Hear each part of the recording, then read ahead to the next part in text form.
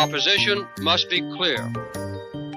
I am ordering that we discontinue purchasing of any oil from Iran for delivery to this country.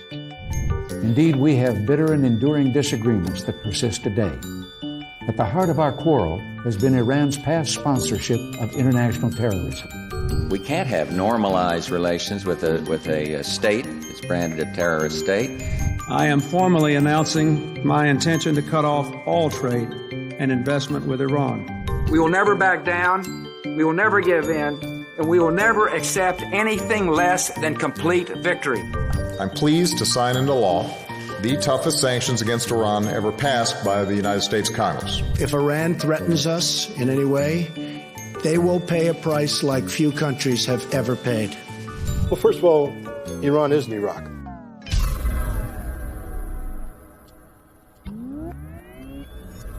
Iraq was a nation that was militarily defeated in 1991 during Operation Desert Storm. Yeah.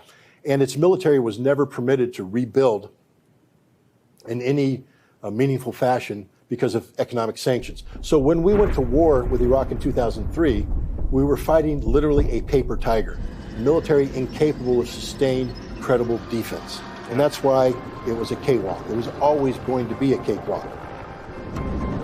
ایران دهه هاست که خود را آماده جنگ با آمریکا می کند و تا میزان زیادی که حتی شاید در غرب هم بی‌سابقه باشد روی تسلیحات آمریکایی مطالعه کرده است.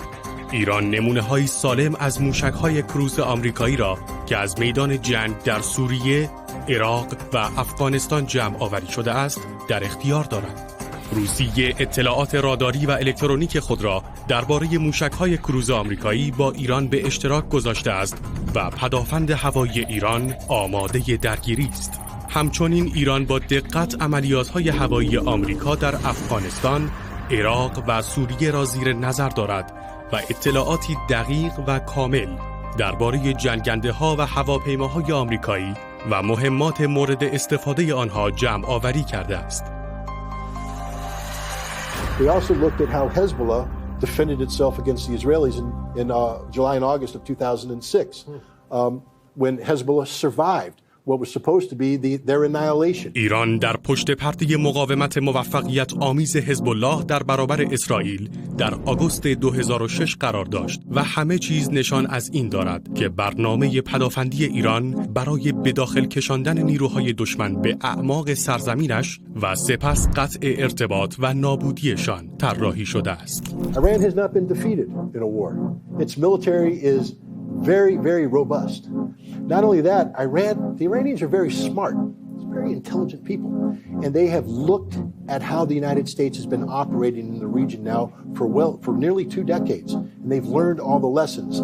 ایران می‌تواند کشتی‌های جنگی آمریکا را غرق و جنگنده‌های آمریکایی را ساقط کند و پایگاه‌های هوایی را که از عملیات‌های هوایی پشتیبانی می‌کنند از بین ببرد. شبه نظامیان مورد حمایت ایران در سوریه و عراق می‌توانند خیلی ساده پایگاه‌های نظامی آمریکا در این دو کشور را اشغال و پادگان‌هایی را که در این پایگاه‌ها واقع شده است نابود کنند. I believe that Iran has right on its side in terms of objecting to American muscle flexing in the Persian Gulf. But the notion that they're a bunch of school marms sitting back drinking tea while America does nefarious things is absurd. Iran has been preparing for 2+ decades to fight a war it doesn't want to fight, but one that it doesn't plan on losing. We can't destroy Iran. We don't, short of thermonuclear warfare, we lack the military capacity to defeat Iran. We can damage Iran, we can harm Iran, but we cannot compel their surrender. We cannot overthrow the regime. And we don't have the military force to physically occupy Iran. We simply don't have the military capacity to do anything more than maybe seize a coastal city. And even then, that's a questionable objective. So now what? Air power. back when I was in the military, you've seen the movie Top Gun. Yeah. Hey, we were training to fight dogfights. We were training to operate in a heavy air defense saturated environment. What have we been doing for the last 20 years? Flying freely in the skies without any threat, dropping bombs on anything we want. One of the reasons why drone wars are so popular is that there's no threat to the drone. It can just loiter. Try loitering a drone. Wait a minute, we tried that over Iran, and you know what they did? Because they've been watching us, the Beast of Kandahar, that top secret stealth drone, the Iranians hacked into it, took control of it, flew it and landed it on their soil, reverse engineered it, and today they have hundreds of clones of America's most sensitive drone operating under the Iranian flag. So, no, operating our air forces over Iran is a completely different ballgame. تهاجم هوایی ایالات متحده منجر به شکست نیروهای نظامی ایران نخواهد شد، چرا که آنان نه تنها از خاک ایران دفاع خواهند کرد، بلکه به نیروهای آمریکایی در خلیج فارس و همچنین اهداف نظامی و صنعتی از جمله زیرساخت‌های نفت و گاز هر کشوری که به آمریکا کمک نظامی برساند حمله خواهند کرد. They said we're going to continue to back the government of Syria because it's been a close ally to us. It's a secular regime that engenders stability in an otherwise destabilized region. They said that we want to have peace and stability in Afghanistan, and that can best be accomplished by getting American troops out of Afghanistan. They said that we will support the Houthi in Yemen in resisting a Saudi-led invasion of their country. The Houthis didn't invade Saudi Arabia.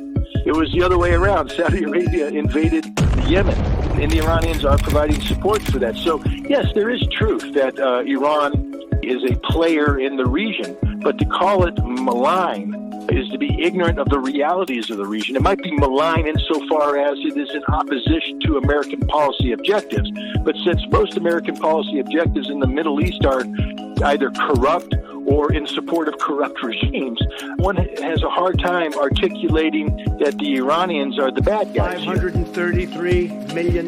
Iran is a very, very, very capable nation, which has performed extraordinarily well in terms of leveraging its influence over the region and its capabilities. I think what we saw with the Houthi drone strike against Saudi oil pumping facilities, keep in mind that the drones that were used are Iranian drones, and that the Yemenis are trained by the Iranians. حملات پهپادی حوثی‌ها به ایستگاه‌های پمپاژ نفت عربستان نشان داد که همه زیرساخت‌های تولید نفت در منطقه آسیب پذیر و در معرض خطر هستند.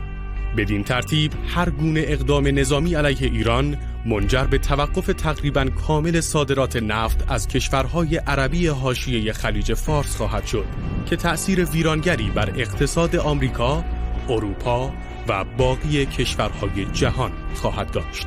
And there was a signal being sent to everybody, don't push us too far because we will dominate you like you've never been dominated before. No ship is safe. We will sink everything. Nothing will transit through the Strait of Hormuz. This was the signal the Iranians are sending. That was 7 drones. We shut you down. Iran has thousands of drones. The distances flown from Yemen to the oil pumping stations are significant distances that could easily be flown out of bases in Iran or Syria or Iraq or other places where the Revolutionary Guard has pre-deployed these drones. And the drones are the least of the Iranian capabilities. بزرگترین تهدیدی که نیروهای آمریکایی حاضر در منطقه با آن روبرو می‌شوند از جانب موشک‌های بالستیک ایران خواهد بود. They have a significant ballistic missile force that is extraordinarily capable of targeting American naval vessels, sinking American aircraft carriers, destroying American airfields. ناوهای هواپیمابر آمریکا تحت شرایط متشنج عملیات خواهند کرد که اثرگذاریشان کاهش می‌یابد و پایگاه‌های هوایی آمریکا در منطقه نیز تحت حملات تقریباً متداوم موشک‌های بالستیک ایران قرار خواهد گرفت. در نتیجه این پایگاه‌ها یا بسته خواهند شد یا از تاثیرگذاری آنها کاسته می‌شود. You know those 4 B-52s we just flew into Al-Udeid in Qatar, they're dead. The aircraft carrier that we want to sail into the Persian Gulf, it will be sunk. It's just absurd for the United States to think that it can operate independently as it has in the past. نیروی دریایی آمریکا قادر به انجام عملیات‌های ورود اجباری در ابعاد وسیع نیست مگر در موارد خاص. هر گونه تلاشی برای پیاده‌سازی سربازان نیروی دریایی در سواحل ایران به مثابه خودکشی است. And imagine the humiliation of the United States, Donald Trump's great military, when we lose an aircraft carrier, when we lose naval ships, when thousands of American sailors are dead, when the Marines seek to land in Chabahar or Bandar Abbas and find that we have 5,000 Marines cut off, surrounded with no way to escape and forced to surrender. What is the United States going to do then? در نهایت اینکه آسیب پذیری ناوگروه USS آبراهام لینکلن تنها قسمتی از مشکل بزرگتر آمریکا برای به نمایش گذاشتن قدرت نظامی خود در منطقه است. تهدید و خطری که از جانب قدرت نظامی ایران وجود دارد شبیه به هیچ کدام از دشمنانی که آمریکا پس از پایان جنگ سرد با آنها مواجه شده است نیست. And this is why this is a dangerous game, because we come back to my belief that Donald Trump doesn't really want a war with Iran, but if you push this situation to the brink, these situations have a way of taking on a life of their own, and we will get a war regardless of whether or not that was our intent or not. And if we get that war, it will be one that we will not win, we being the United States. What I learned is it doesn't matter if you're speaking truth. It doesn't matter if you have the facts.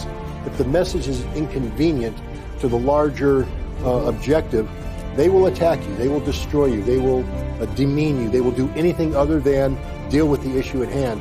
My name's Scott Ritter. I'm a former Marine Corps intelligence officer and a weapons inspector with the United Nations in Iraq. گزارشی از اسکات ریتر، افسر سابق اطلاعات تفنگداران دریایی آمریکا و سربازرس تسلیحات کمیسیون ویژه سازمان ملل متحد در جنگ عراق. It's not just the inspection work that we were doing. I was responsible for the intelligence aspect of it in addition to the operational aspect, which means that I was the focal point of receiving all the information from the intelligence services around the world, the CIA, the NSA, MI6, Mossad, etc. So I was uniquely empowered with information. You were hearing it all. I heard pretty much it all. Yeah.